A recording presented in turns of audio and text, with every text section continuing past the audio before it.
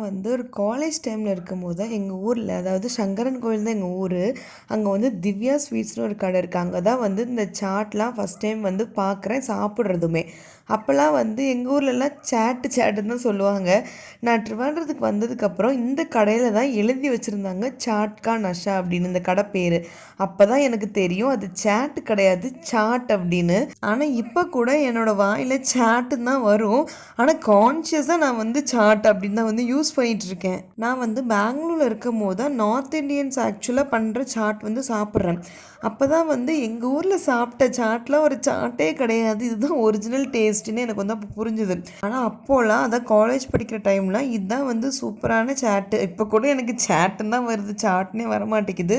But still அதுதான் super அப்படின்னு நினச்சிட்டு இருந்தேன். பெங்களூர் போயிட்டு இங்கே ட்ரிவாண்ட்ரம் வந்ததுக்கப்புறம் இந்த கடையில் வந்து சாப்பிட்டதுக்கப்புறம் ரொம்ப பிடிச்சிருந்துச்சு, செம்ம டேஸ்ட்டாக இருக்கும். இது ட்ரிவாண்ட்ரம் கவுடியாரில் இருக்கிற சாட்கா நஷா ஷாப் தான். இதை பற்றி நான் ஆல்ரெடி 2-3 வீடியோஸும் சொல்லியிருக்கேன். நாங்கள் வந்து ரெகுலர் கஸ்டமராக ஆகிட்டோம். சரி, இதை பற்றி ஏன் நம்ம வீடியோ போடக்கூடாது அப்படின்னு தான் நினச்சிருந்தேன். புதுசாக வந்து இந்த ஆனியன் ரிங்ஸும் இன்ட்ரடியூஸ் பண்ணியிருந்தாங்க. அது வந்து செம்ம டேஸ்ட்டாக இருந்துச்சு. சில சாட் ஷாப்லலாம் மசாலா பூரி, சேவ் பூரி அந்த மாதிரிலாம் விற்பாங்க. ஒன்றுக்கு ஒன்று டேஸ்ட் டிஃப்ரென்ஸு தெரியாது. பட் இங்கே வந்து அதோட டேஸ்ட் வந்து நமக்கு நல்லாவே ஃபீல் ஆகும்.